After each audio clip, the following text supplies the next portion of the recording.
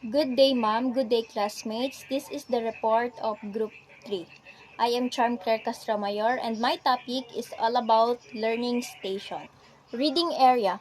So the reading area in Turner's methodology is a thoughtfully designed space that encourages learners to explore, engage with, and reflect on a variety of reading materials.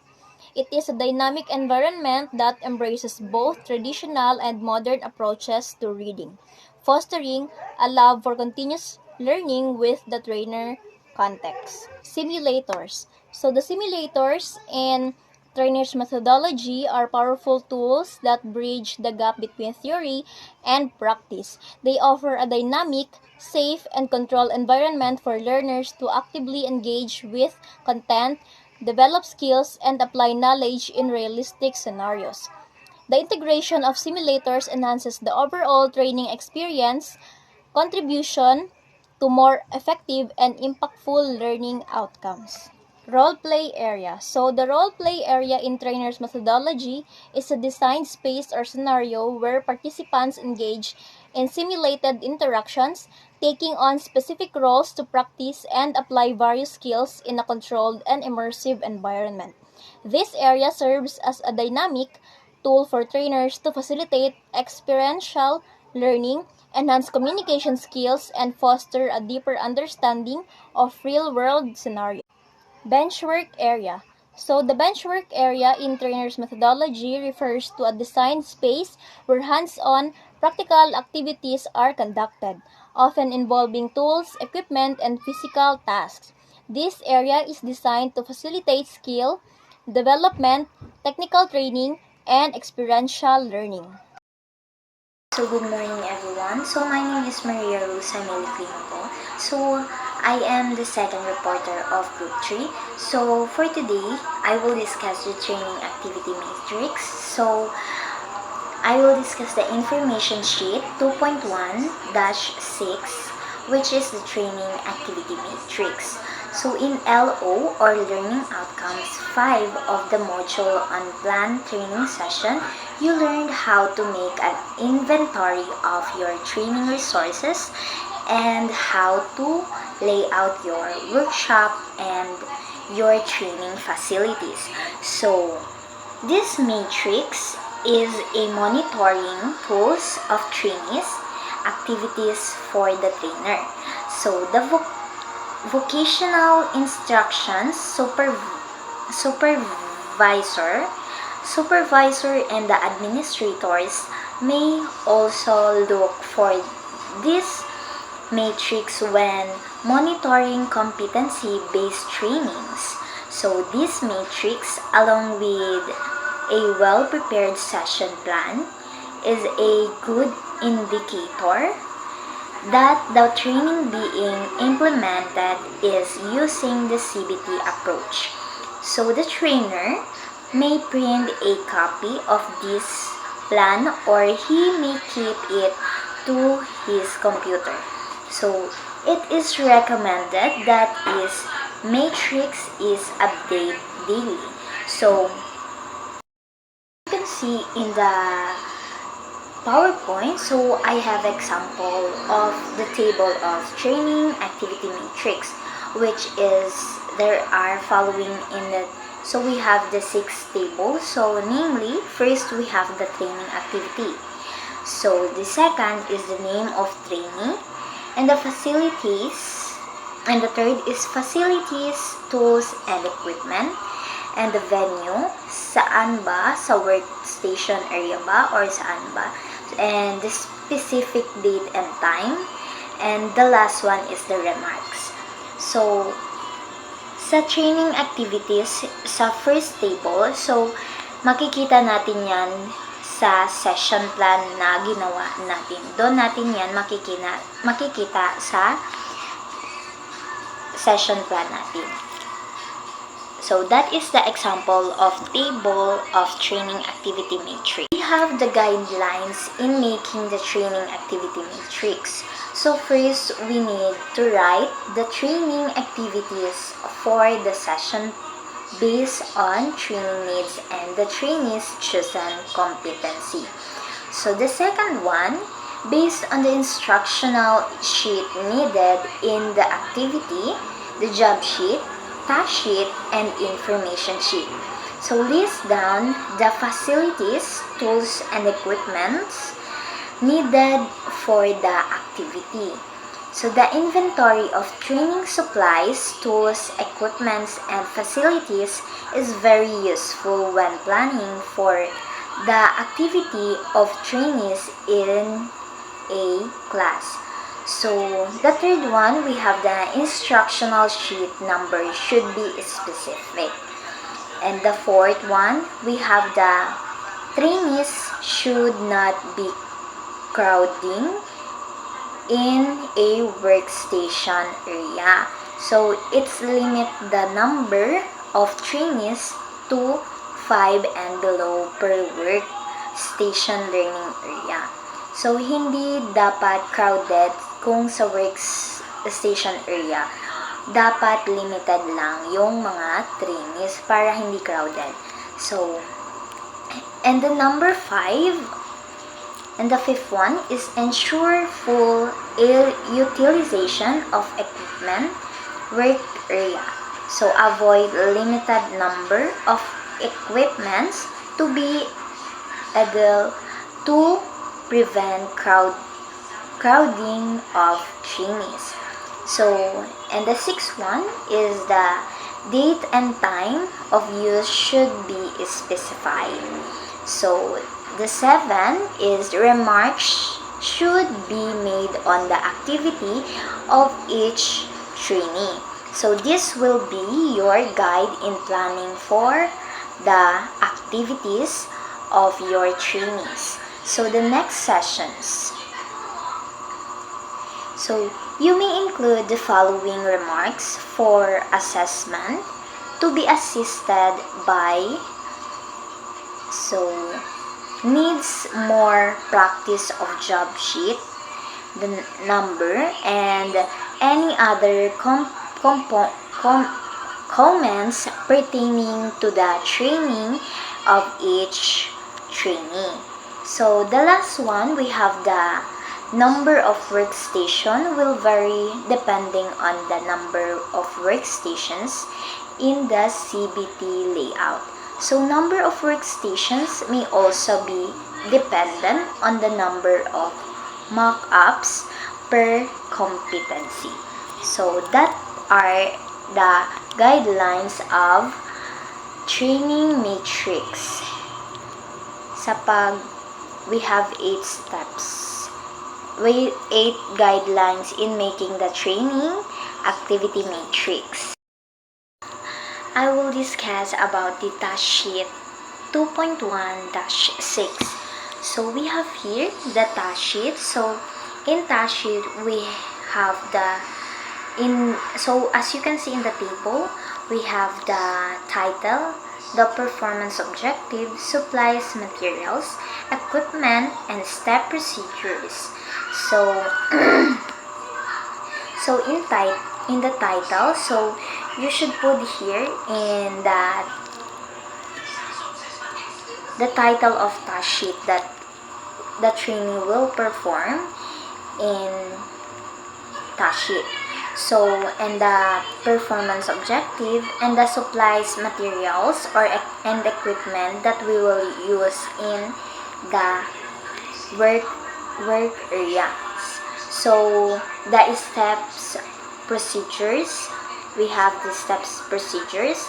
It based on the title of your task sheet. So sa pagkuha ng steps or procedures of task sheet, so we can make it your own, or you can search about the procedures of your task sheet.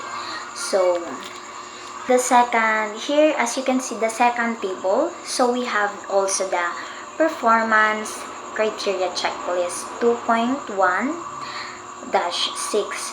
So as you can see, that is the criteria. So alam ko naman na ginawa na natin yung mga task sheet, like for example task sheet, mga performance criteria checklist. sa mga portfolio na ginawa natin lastly. So, that is the example of performance criteria checklist. And the last one, so as you can see the third table, so we have here the learning outcomes, the number. So, conduct pre-assessment. So, also in learning outcome, we have the contents, assessment criteria, and the condition and the assessment methods. So in the contents, it's stated here that recognitions of prior learning or RPL or pre-assessment. So we need also to put here the assessment criteria. And alam naman natin kung saan yan kukunin kasi ginawa na natin yan last week. So, and also in condition. So, in condition, we have here the workplace location, the tools, accessories, and supplies, and the training materials that will use the students or trainees. So, and the last, we have the assessment method. So, either here in assessment methods, the demonstration and oral questioning or written test in the giving the trainers. So, that's all my report. Goodbye, class. Recognition of prior learning.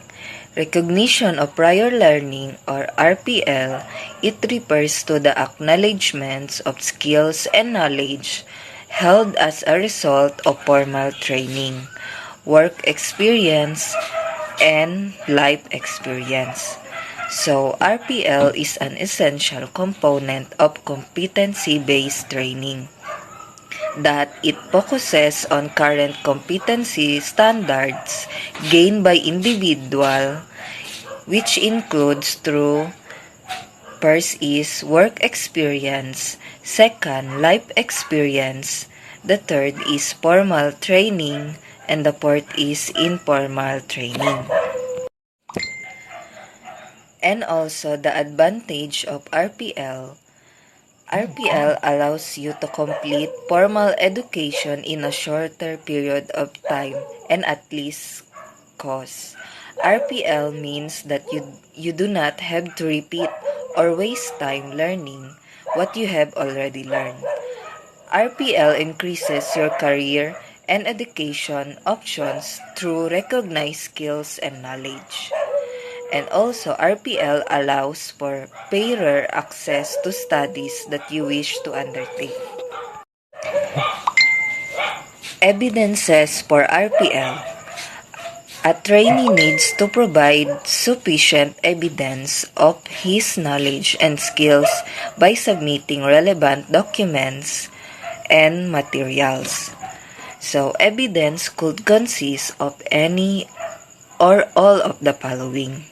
These include formal statements of results, examples of work or resources which you have produced, and performance appraisal reports, references from current or previous employers, position description or job role, and details of formal training, seminars, conference, and workshops you have attended, and also which are relevant to this qualification, certificates of participation, achievements, awards, and letters of commendation, and also videotapes, tapes recordings, and photographs of work activities, specific details of work and participation in project, written testimonials from managers or college,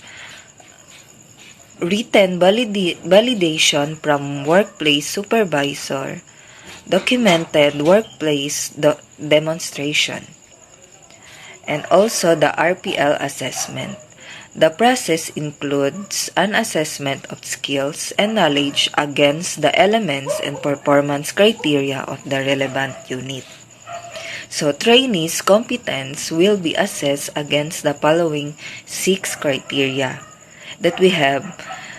First is authenticity. Does the trainee have evidence of his skills and knowledge?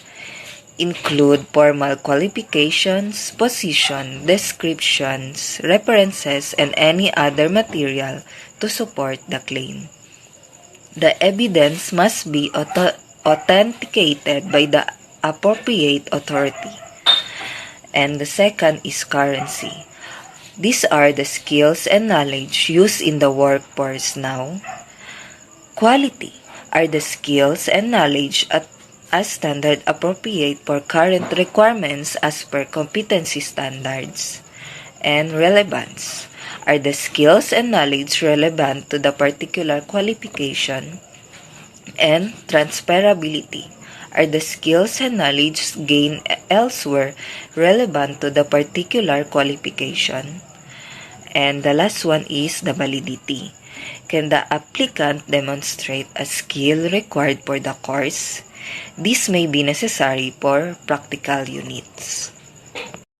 And also, we have the perceived benefits of RPL for participants. These include formal recognition of work and life skills, elimination of redundant learning, reduction in time spent in college, boosted self-esteem, more rapid access to higher paid and higher status jobs, and the perceived benefits for the training institution. Avoid wasting resources on retaining students who already possess relevant skills and experience, maximizing place for those people who need training. In the longer term, closer liaison with industry. And the last one, the perceived benefits for employers. These include speedier training of employees, continuity of staff, more effective use of skills in the industry, resulting in a balance between labor supply and demand. And also, employees study leave requirements and time away from the workplace being kept to a minimum. Hi, I am Roselam Dalupines and I'm going to tackle the Information Sheet 2.2-2 Pre-Assessment. In LO1 of the module for planning training session, you were able to prepare the gathering tools to determine the trainee's characteristic.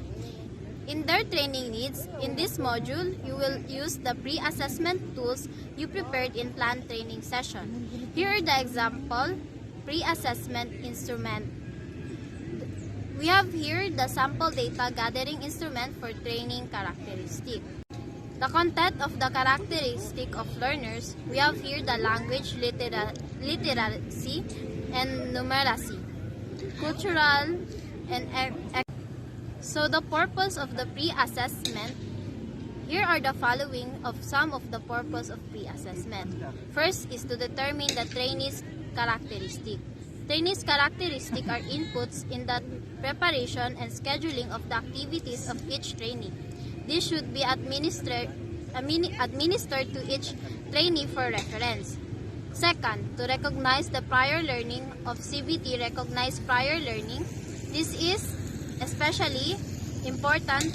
Number 2 is to recognize the prior learning. CBT recognize the prior learning. This is especially important when planning the learning activities for each trainee. A pre-assessment is necessary to recognize the skills that are already learned previously through training or experience of the trainee. It is recommended that the following methods of assessment shall be done to ensure the prior knowledge are recognized. Here is the example of self-assessment. Use the form 4.1 and the portfolio assessment using the form 4.2. Number 3 is to determine the train needs. Use Form point 3 and 4.4. After assessing the skills of the trainee, Forms 4.3 and Form 4.4 are used. This will be summarized the training needs for each trainee. Good day, ma'am. Good day, classmates. So, my topic is all about pre-assessment activities.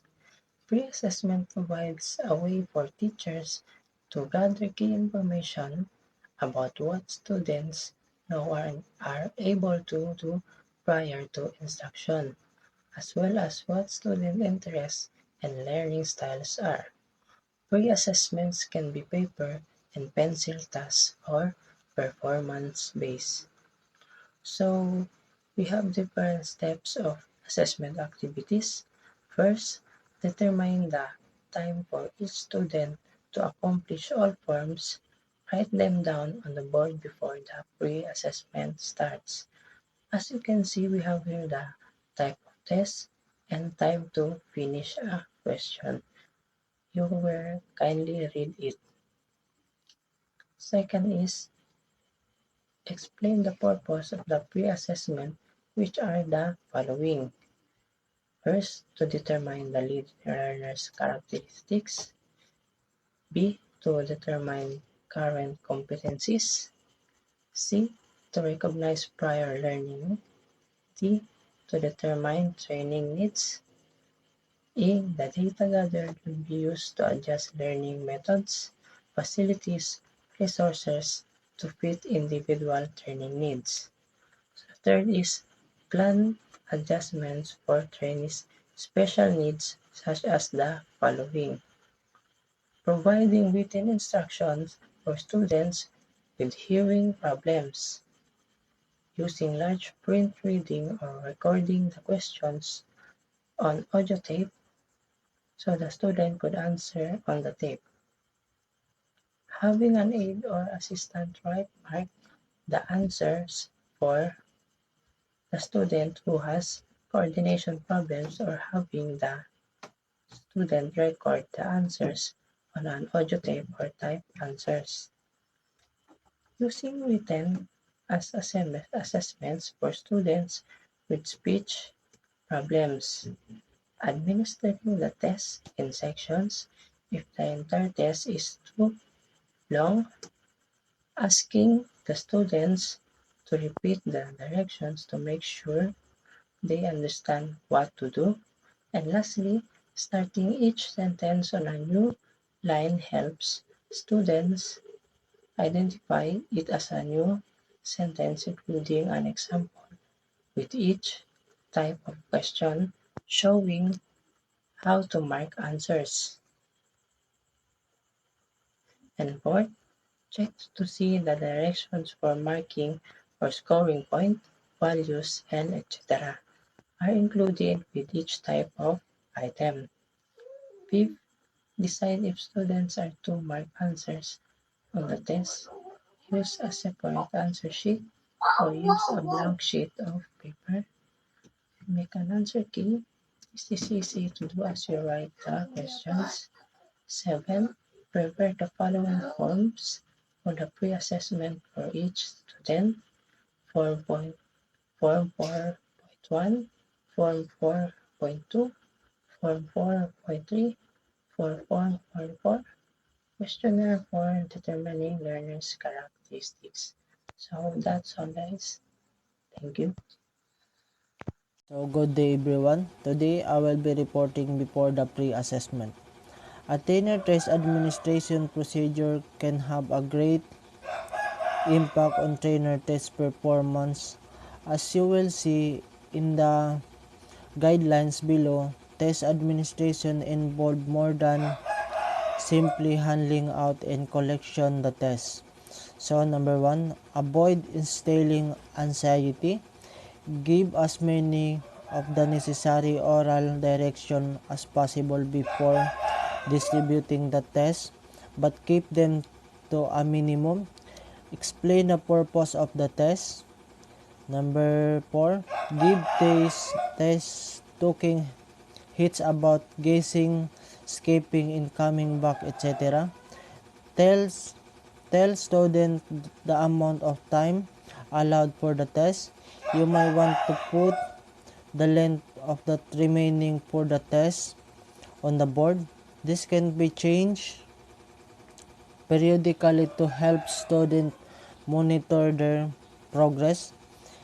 If a clock is permanently available, an alternative would be to write the time. Number 6. Tell the student how to signal you if they have a question. Number 7. Tell the student what to do with their papers when they are finished. How papers are to be collected. Number 8.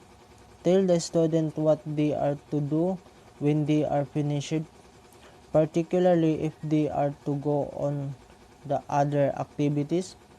Also write this direction on the chalkboard so they can refer back to them. Number 9. Rotate the methods of distributing papers so you don't always start from the left or the front row. Number 10. Make sure the room is well lighted and has a comfortable temperature. Number 11. If a student is absent, write her name on the black copy of the test as a reminder that they need to meet up. So, during the pre-assessment, number 1, distribute the following: A. Data gathering tools for trainees' characteristics. B. Form 4.1 and C. Form 4.2. So, number 2, ask trainees to fill up the questionnaires in form.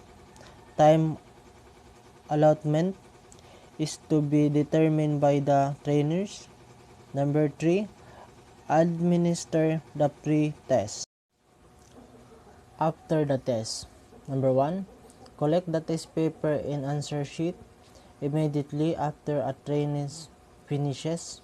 Number 2, check the answer of the pre-test. This will be one of your bases in assigning trainees in their work station.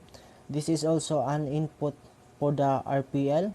Number 3, based on the data collected from Form 4.2 and the pre-test score, determine trainees who possibly have RPL. Number 4, set a schedule for the interview and demonstration of trainees who can candidate for the RPL. Number 5, after the interview and demonstration of skills, recognize prior learning by awarding certificate of achievement. Number 6, record result to the progress chart. Number 7, identify individual training needs using Form 4.3 and 4.4.